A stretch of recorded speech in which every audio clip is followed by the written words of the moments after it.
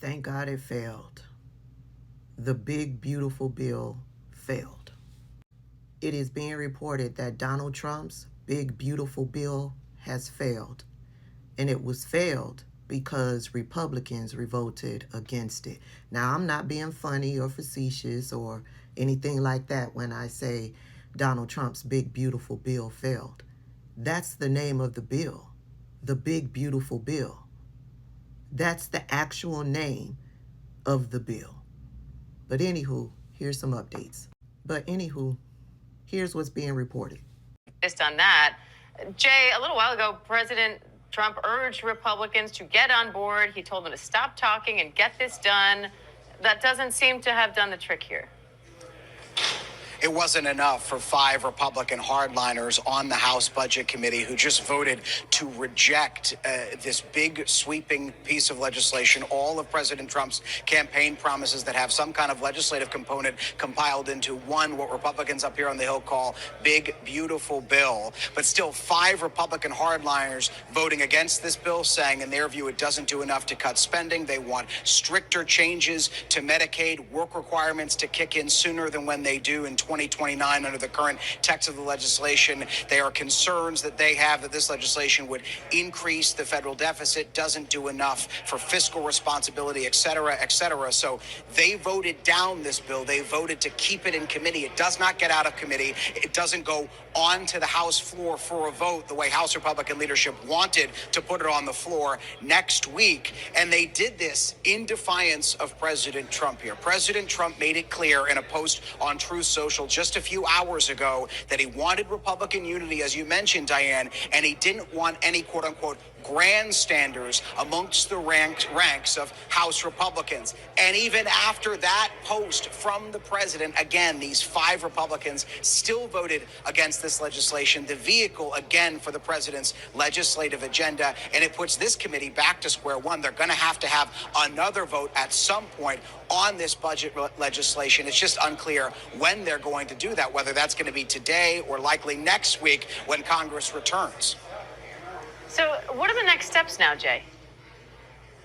It really puts at least this committee back to square one. And remember, Diane, this is legislation that House Republicans have been writing for months and have been wrangling amongst themselves for months on how to craft. And finally, House Republican leadership felt that they had enough of their members on the same page to advance this through the committee process. We saw the process of writing this legislation happen over the course of this week. Those were those marathon hearings that we saw begin on Tuesday afternoon and carry all the way into Wednesday. There were tension in those, but enough was done to get enough people on board that legislation that it got out of those various committees. And even still, we heard concerns from Republican hardliners about those issues with the Medicaid changes that they have that I mentioned, and also issues with the general spending of this legislation. And also there's a contingent of Republicans from New York and California who want a higher cap on the state and local tax deduction. All of that to say, Mike Johnson still had his work cut out for him to get enough votes on the floor to pass this next week when he wanted to. But he's had another setback here because they don't even have the votes to get this legislation, as we just saw moments ago, to get it out of the Budget Committee. So now the question is, will Mike Johnson lose his position as Speaker of the House? I hope so. All of this chaos that's happening with Republicans up there on Capitol Hill as a result of their commander-in-chief, I'm hoping that it continues. It exhausts me, but being that they are in chaos and fighting amongst each other, it reduces the harm that is done to us, the American citizen. Now, they are still doing things to hurt us. They're daily overtaking of news media and all of the cruelty that's put out there in news media that is affecting us mentally. It is, because we're all on pins and needles. We're all walking on eggshells. We are trying to find out where this country is going when it comes to our democracy. We're trying to settle into higher prices. Walmart came out yesterday stating that they will have to raise their prices because of these tariffs that Donald Trump has implemented. Oh yeah, there's still tariffs in play. You know, he had a meeting with the Chinese. I told y'all he was not going to win against the Chinese. He got basically nothing and reduced the tariffs from 145% down to 30%. That's still a tariff that Americans are responsible for. There's still the issue with coming empty shelves because shipments are not coming through the port. We are not getting supplies. So we still have that issue that we're dealing with, in addition to the rising costs that are coming. So they are hurting the American people, but because they can't get it together and deciding on who wants to hurt the American people more versus who really doesn't want to hurt the American people like that, but are terrified of Donald Trump and his administration, if they are fighting amongst each other, we live to see another day. I want to give you an idea of what's in this one big, beautiful bill and why it did not pass. So I went on over to my BFF Mildred, and I've had a discussion with Mildred, and this is what we've summarized. You know, Mildred gives me all of the sources and things like that so that I can ask questions and she'll follow up. Baby, it's been a wonderful conversation. Okay, so what is happening with this bill? The bill sought to reduce $715 billion from Medicaid over the next 10 years, over the next decade. As a result of that reduction, 8.6 million Americans would lose health coverage. They wanted changes to the work requirements. They wanted to mandate that Medicaid recipients engage in at least 80 hours per month of work, education, or volunteer activities with biannual verification. But the critics of that argued that it could disproportionately affect low-income individuals, many of whom work in unstable or part-time jobs. They wanted more eligibility restrictions, implementing stricter income verification processes and disqualifying individuals with home equity exceeding $1 million. Additionally, the bill proposed reducing federal support to states that provide Medicaid coverage to undocumented immigrants. They wanted to introduce some cost-sharing measures for co-payments of up to $35 for certain services. It excludes emergency care, prenatal care, pediatric care, and primary care visits. Now, these measures were introduced because of Republican proponents that are stating that they are trying to reduce fraud, waste, and abuse. Remember when I told you they were constantly saying fraud, waste, and abuse, fraud, waste, and abuse? I did a video and I told you people that you were the fraud, waste, and abuse. Do you believe me now? The bill also wanted to implement some changes to Social Security, some administrative changes, but this is more than administrative. They wanted to increase the retirement age from 62 to 69. Yeah, they want Americans to work longer. There was a provision tied to that. If you are currently 59 years old, then you would still be able to retire at 62.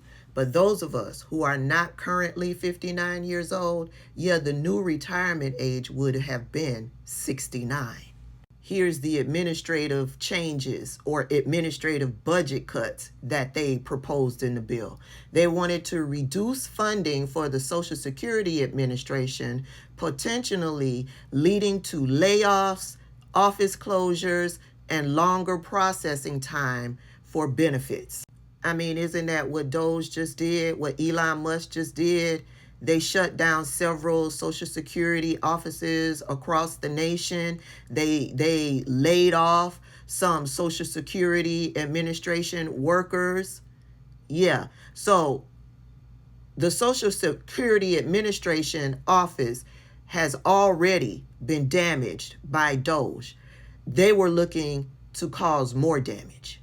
What Elon Musk and Doge did and what they were intending to do with these proposed changes, it was to delay access to benefits, to put a strain on the system and the ability to serve the beneficiaries of these benefits.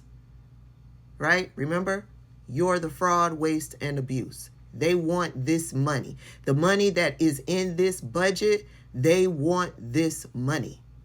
And of course, there was some proposed tax cuts in this bill. You know, the tax cuts for the rich, the millionaires and the billionaires, the Elon Musk, the Mark Zuckerberg, the Jeff Bezos, the billionaires. They had proposed tax cuts in the bill, which would increase the deficit by $5.2 trillion. And who was going to pay for that? Yeah, us. The American people was going to pay for that. And that would lead into more budget cuts to Medicaid and wherever else they can pull the money from. That's what the proposed tax cuts were going to do. So as the news report said, the bill has failed to pass the committee. So it's not going to the floor. But next week is a whole new week. They'll try it again. They gonna come together, the conservative Republicans and the moderate Republicans. You know, the conservatives said that the bill didn't go far enough. There wasn't enough pain in the bill. And then the moderate conservatives was like, no, this is going to affect my constituents. Yeah. And I'm up for re-election in 2026. See, it's been fun and games up until this point for those Republicans. Yeah. Now it's really hit them that Americans are not happy with what it is that they're doing. Yeah, it's hit them. And they recognize that their ass is in the hot seat. And if they don't get it together, their constituents is on the warpath to get rid of their asses.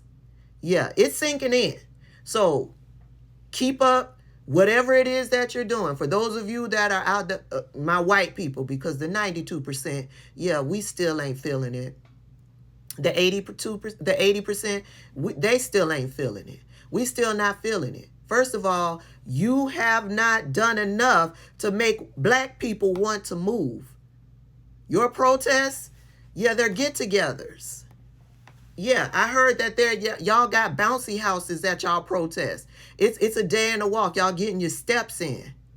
That's what I heard. But continue reaching out to your congressmen and women. Continue emailing them, continue calling them out on social media. I'm going to continue doing what I'm doing. The other content creators are going to continue to do what they are doing. Continue doing what you're doing. Make it known that you are paying attention, that you see them, and you're not happy. Continue doing that. Continue doing it. All right? All right. I'm going to head out to the garden. I need to do a little walkthrough to see what's happening. Because black fatigue, it's real. I'm a witness. I'm a living testimony.